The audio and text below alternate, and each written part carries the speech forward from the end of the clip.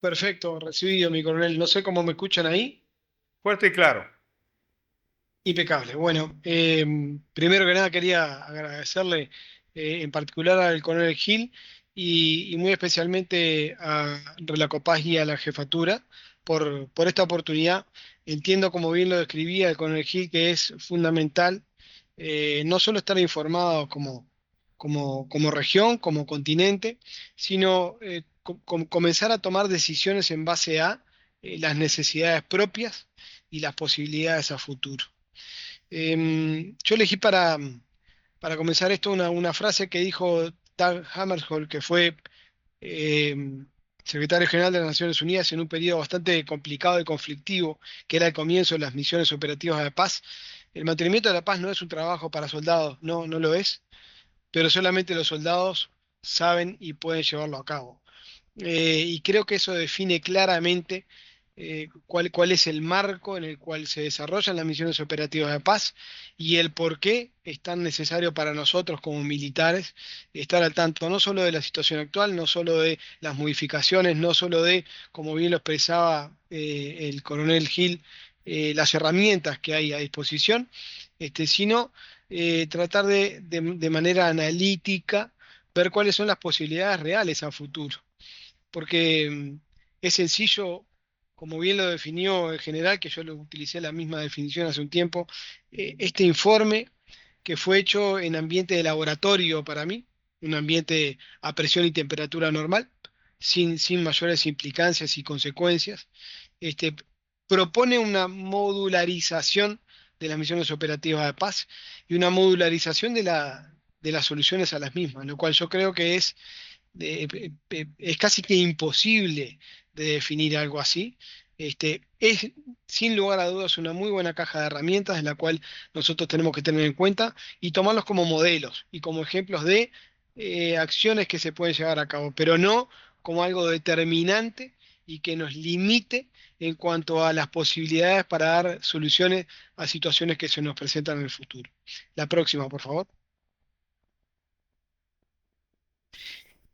Bueno, esto es algo, y antes de ir a los diferentes modelos que me asignó el coronel Gil o que me asignó Relacopaz, este, creo que es necesario hacer un pequeño revalúo histórico, ¿no? Las misiones operativas de paz han demostrado a lo largo del tiempo, y en eso se basa la frase de Dag, que son el principal elemento para lograr llevar a cabo el mantenimiento de la paz de forma efectiva y eficiente. Y de hecho han sido a lo largo del tiempo el instrumento multilateral utilizado a nivel mundial más eficaz y más económico, a pesar de los gastos que conlleva, pero el más económico para el mundo en sí, para prevenir y limitar determinados conflictos armados y mantener la paz en determinadas regiones. Responder a las amenazas, que en la actualidad realmente son tremendamente dinámicas, son cambiantes y son multifactoriales.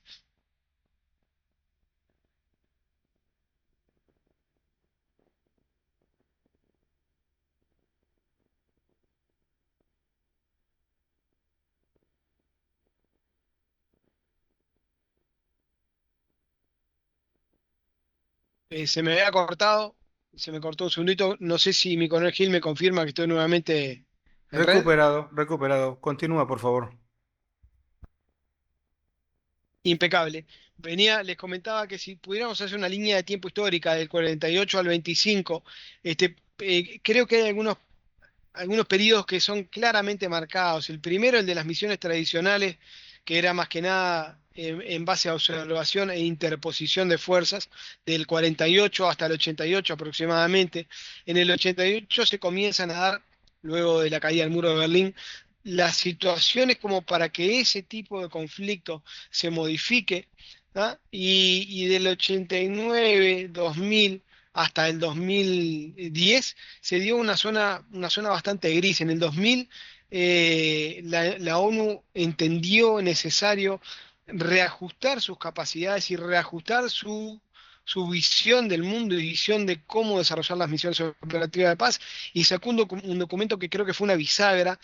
para las misiones operativas de paz, que fue el reporte de Brahimi, que es un documento muy interesante y que realmente creo que dio en el clavo con las medidas a tomar en ese momento. En el 2000, la ONU llegó a un punto casi que de crisis debido al alto aumento de misiones operativas de paz, particularmente en la región de África y en la región de Europa del Este. Y ahí llegaron a un momento en el cual tenía que tomar decisiones en cómo se iban a encarar las misiones a partir de ahí, y cómo se iban a involucrar a los diferentes países en la toma de decisiones. A partir de ahí, a partir del reporte de Brahimi, se empezaron a manejar mandatos más robustos y se incluyó por primera vez el mandato particular de protección de civiles, que hoy en día creo que es el alma mater de la mayoría, o debería ser el alma mater de la mayoría de las misiones operativas de paz.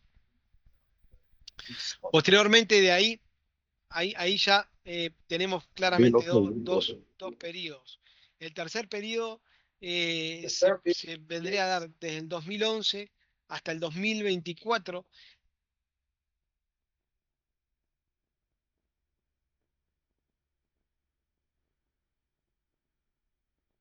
Se comienza a transicionar en el tipo de misiones operativas de paz, pasándolas de misiones meramente de observación y basadas en un componente militar, a hacer transiciones, a hacer misiones multidimensionales, y se empezó a atender a un enfoque político. Desde que se empezó a atender a un enfoque político en las misiones operativas de paz y a un enfoque pura y exclusivamente político en la resolución de problemas, más allá de que sabemos que la solución final siempre es política, empezaron a surgir complicaciones y complejidades en todas las áreas de misión. De ahí que en el 2024 se toma la decisión de contratar y realizar este documento independiente que es el futuro de mantenimiento de la paz, nuevos modelos y capacidades relacionadas. Y de la mano de este manual, la ONU pretende eh, aclarar un poco el panorama. Yo creo que no lo logra, pero aclarar un poco el panorama de qué es lo que está por venir. La siguiente, por favor. Ahí, en el marco de los tres pilares fundamentales para el funcionamiento de la misión operativa de paz, que es bueno siempre recordarlo, que son el consentimiento de las partes, aquellas partes que están involucradas en un conflicto, de que se desarrolle una misión operativa de paz, la imparcialidad que debe mantener Naciones Unidas en todo momento, durante toda la duración de las misiones operativas de paz, imparcialidad que en algunos casos se ha ido perdiendo, y creo que un caso muy claro de esto, que lo estamos viendo hoy en vivo y en directo, es el conflicto en el Congo, en el cual, si bien la ONU no es que no sea imparcial, pero los actores que estaban dentro de la MONUSCO perdieron en cierta forma la imparcialidad cuando se tomaron o se pretendió que se tomaran cartas en el asunto, en el conflicto entre la FARDC y el M23. Se considera como un grupo armado, pero la escala del conflicto subió de tal manera que en un momento dado la ONU estuvo a punto de perder la imparcialidad en la región de Goma, que hoy en día está bajo el control del M23, lamentablemente. Y nosotros los uruguayos lo tenemos claro porque lo aprendimos a sangre y fuego. Y el tercer y fundamental pilar es el no uso de la fuerza, a excepto de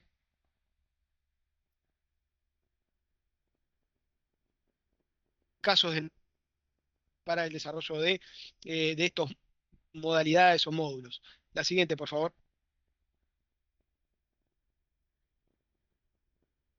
De ahí que el primer modelo o módulo que elige Naciones Unidas es el despliegue preventivo. Y básicamente cuando hablamos de despliegue preventivo, eh, el propósito estratégico de un despliegue preventivo sería prevenir un conflicto en una región determinada o prevenir la escalada de un conflicto ya originado en determinada región, tratando de evitar daños colaterales mayores y tratar de evitar que se propague la situación de conflicto en determinada región. En este caso, los mandatos que se buscaría son mandatos generalmente de mediación y de colaboración con actores nacionales. Generalmente lo que se toma en este caso o se intuye es que estos serían fuerzas militares desplegadas a lugares en los cuales se prevé que se puede llegar a desarrollar un conflicto, o que hay conflictos de muy baja intensidad y que se prevé que los mismos puedan llegar a crecer. Las capacidades de relación, las funciones generalmente que desempeñaría una fuerza en estas condiciones son funciones de disuasión mediante el uso de la fuerza o mediante la demostración de fuerza, más que nada. Una alerta temprana de Naciones Unidas a los efectos de verificar y tener un claro y cabal conocimiento de cuál es la situación de seguridad en determinada región, una supervisión de determinada situación que fortalezca la estructura institucional del país o de los actores involucrados en darle el fin a esa situación, y un fomento de las capacidades de ONU. ¿Por qué fomento de las capacidades de ONU? Porque se trata, mediante la prevención, hacer ver al mundo que la ONU sigue teniendo determinadas capacidades para desplegar y condiciones que la hacen una herramienta o un elemento indispensable para el mantenimiento de la paz. Las capacidades relacionadas que tendría que tener esto a futuro, y esto es un factor clave, lo vamos al final, son unidades militares, unidades policiales, observadores militares independientes, desplegados como de forma individual, siempre bajo la sombrilla de Naciones Unidas, capacidades de observación, tecnología, ¿ah? y la capacidad de análisis de datos. Esto es fundamental ver que la proyección que hace Naciones Unidas a todos los escenarios futuros de conflicto incluye sistemas de comunicaciones estratégicas, sistemas altamente tecnificados y tecnológicos, de manera de tratar de contravenir lo que hablábamos al principio, esa evolución que han tenido las amenazas, que en algunos casos, y ya lo demostraban, por ejemplo, en el conflicto que estábamos viendo en el Congo o en Sudán, llegaron a tener capacidades tecnológicas superiores a las fuerzas de Naciones Unidas que estaban desplegadas, ¿verdad? Siguiente, por favor. El segundo sería prevención de atrocidades, que en realidad, si bien está encasillado diferente, es muy similar al previo, ¿verdad? El propósito estratégico ya es proteger a poblaciones en peligro que están o ante el riesgo de peligro inminente a futuro o eh, que ya están sufriendo determinadas consecuencias de un conflicto. El mandato generalmente, en este caso, necesariamente tiene que ser protección de civiles y colaboración con actores nacionales, al igual que el tipo de mandatos anteriores, sería lo ideal. Y debería estar compuesto por básicamente, al igual que el otro, unidades militares, unidades policiales y elementos militares independientes, siempre contando con un elemento de apoyo civil necesario para las operaciones desde el punto de vista político y desde el punto de vista logístico. Las funciones son similares al modelo anterior: disuasión, una presencia robusta de unidades militares en el terreno con bandera de Naciones Unidas,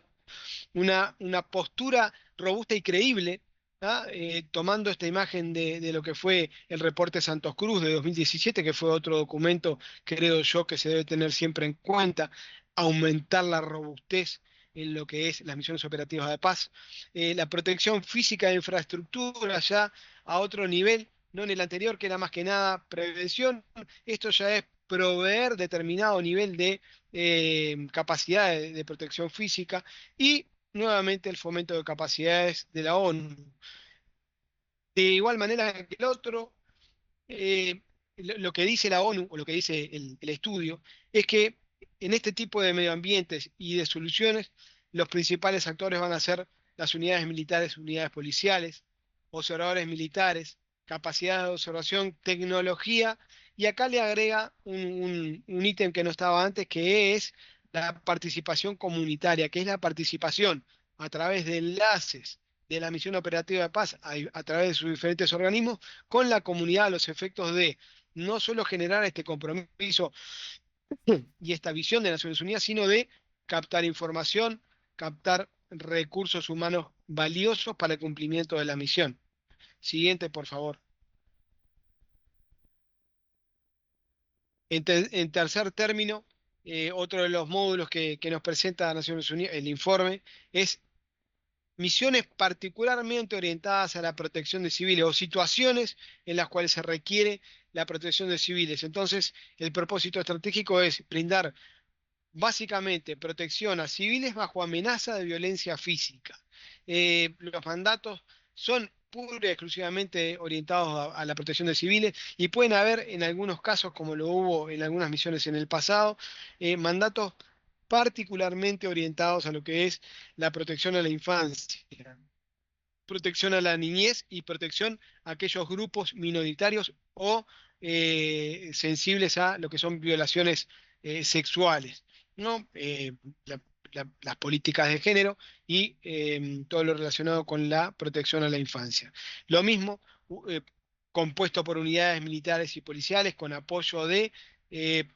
la parte política civil y la parte de apoyo logístico combinada militar y civil a los efectos de complementar la misión. Las funciones serían básicamente de protección. Acá cambia un poco la funcionalidad de la misión y está más orientado a lo que es la protección de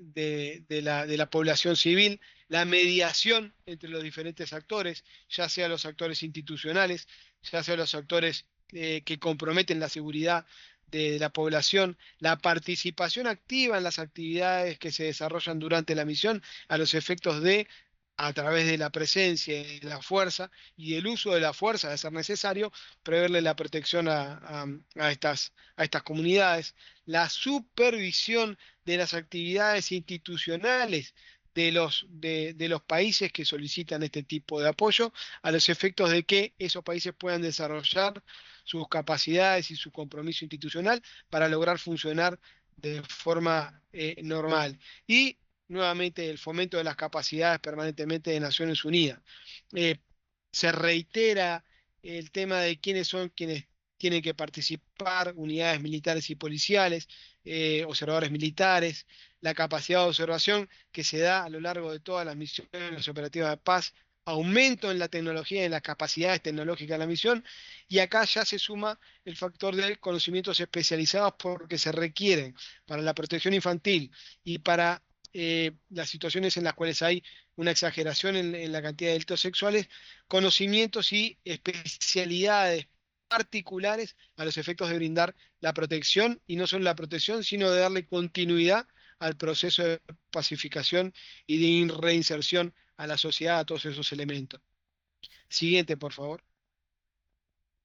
Ya, si bien en la clase figura como un mismo punto la respuesta humanitaria de emergencia y el siguiente, yo los quise separar porque tienen un par de diferencias. El propósito estratégico, obviamente, ante una respuesta humanitaria de emergencia es dar respuesta a emergencias particularmente referidos a lo que es la movilidad humana. Y acá creo que es el kit de la diferencia o de la cuestión. No está vinculado a situaciones de crisis que pueden ser ambientales, catástrofes naturales, sino que está más orientado a situaciones de alta movilidad humana. Un ejemplo de esto lo podemos ver hoy en día en el Sudán, en el cual el flujo y la movilidad interna que ha tenido Sudán ya ha superado los varios millones de personas que están en movimiento y que han sido desplazados de sus hogares y que no encuentran una solución. Este es el tipo de ambientes en los cuales se orientan estas misiones. Los mandatos serían particularmente de colaboración con actores nacionales, con instituciones a nivel nacional de los países, respetando su capacidad, pero la forma de asesorar y brindar protección y orientación para esta movilidad humana y tratar de centralizarla. Eh,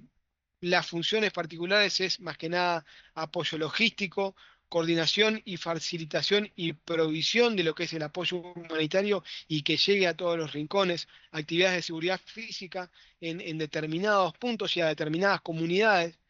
y lo que sería operaciones de vigilancia y patrullaje. Esta misión sería la misión que calzaría perfectamente en una situación como la que estábamos describiendo, para tener una idea, en lo que es la región de Darfur, en Sudán, en la cual hoy en día está llegando muy débilmente lo que es el apoyo humanitario. No se están pudiendo desarrollar situaciones o actividades de seguridad física de determinadas comunidades que están siendo atacadas por los diferentes grupos, y no existe la capacidad hoy en día de llevar a cabo una vigilancia y patrullaje. De nuevo, lo que estaría relacionado a esto son unidades militares, policiales, unidades de transporte estratégico, ya sea terrestre o aéreo, particularmente transporte aéreo. Por eso este tipo de misiones requiere una alta movilidad estratégica basada en unidades aéreas de diferentes características, unidades especializadas en determinados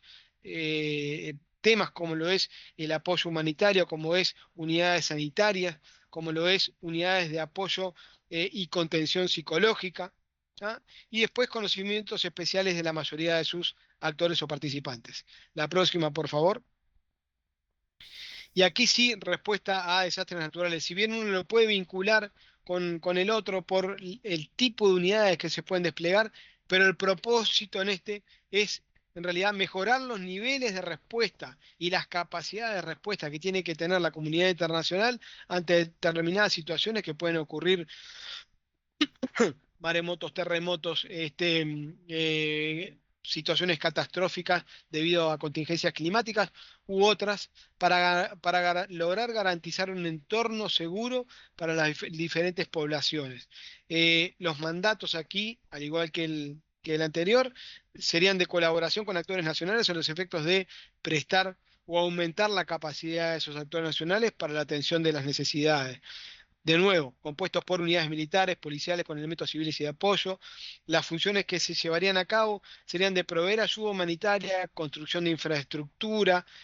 acorde a las necesidades de infraestructura, desde campos de tránsito,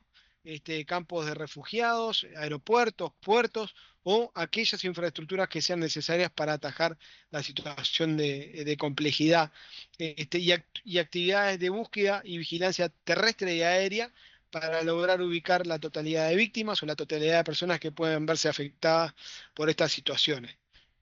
Una vez más, como siempre, lo que destaca es unidades militares o policiales, unidades particularmente de zapadores, de ingeniería militar, unidades particulares de ingenieros de combate, con orientación a la construcción y desarrollo de capacidades, tecnología en ingeniería militar, unidades médicas altamente capacitadas para el trato de casos complejos, y unidades especializadas en búsqueda, ya sea aéreas o terrestres, incluyendo el elemento canino. Estos son los modelos que nos presenta Naciones Unidas. La próxima, por favor.